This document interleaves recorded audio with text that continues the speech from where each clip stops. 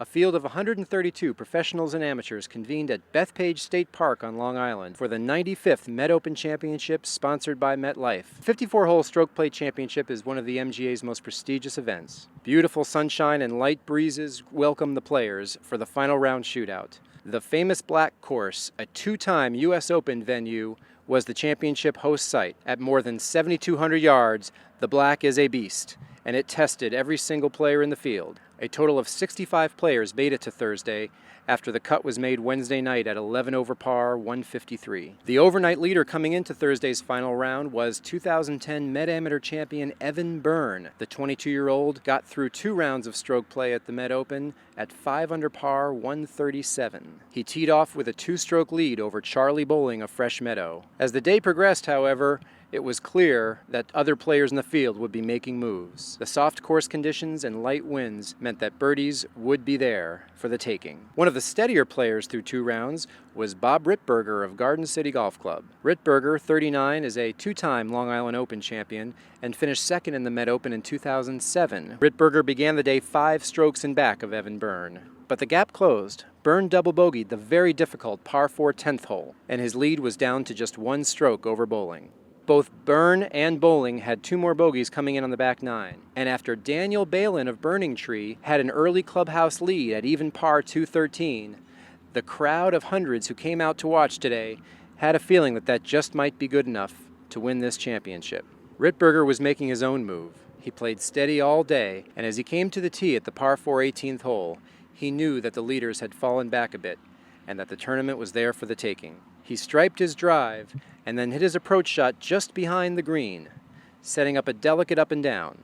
The chip was good, the putt was good, and Rittberger was in the clubhouse at even par 213 to tie Balin. Now the two could just watch and see if either Bowling or Evan Byrne could come in and finish at 1 under.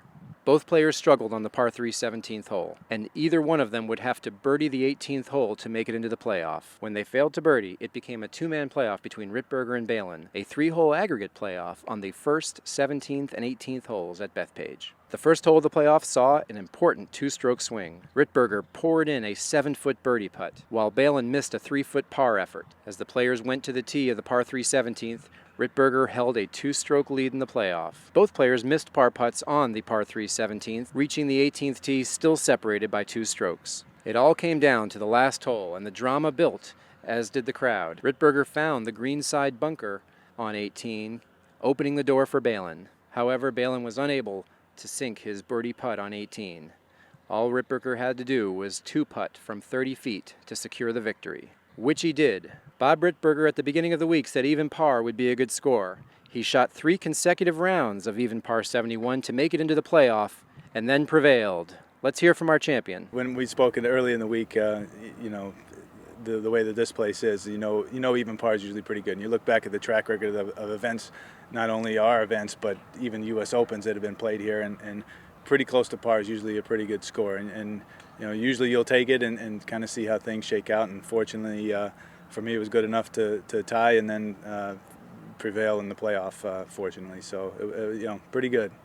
You made a very nice up and down from behind the green on the 18th hole, which was not an easy chip shot. Did you know the situation at that point, and did you know you had to get up and down?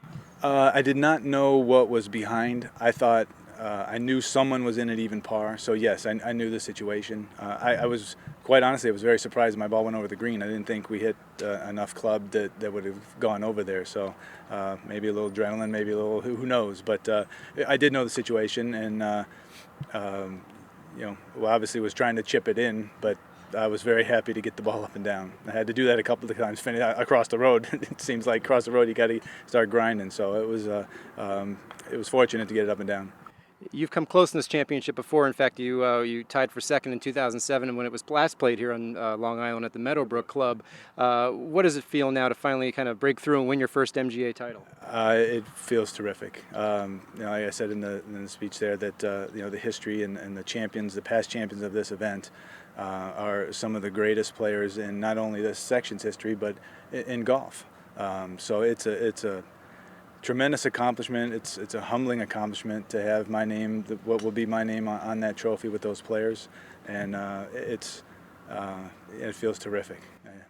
You obviously have you have 5 kids and you have a terrific family who followed you out here before. Some might wonder where you get the time to practice golf and get your game so sharp. How do you fit it all in? Well, it's quite difficult, and my play for most of the year would probably show that I haven't done a very good job of that. So I did work pretty hard to get ready for this tournament. And you hope that your hard work pays off. A lot of more times than not in this game, you don't finish on top, but you feel good and play well and are satisfied with your performance. But don't somebody always plays better. So fortunately for me this week, I was able to play at least as good as Danny, and then played a little better than him in the playoff. Thank you for watching video from the 95th Met Open Championship, sponsored by MetLife. We've had a terrific week here at Bethpage Black, and look forward to the 2011 Met Open Championship at Sleepy Hollow Country Club in Scarborough-on-Hudson, New York.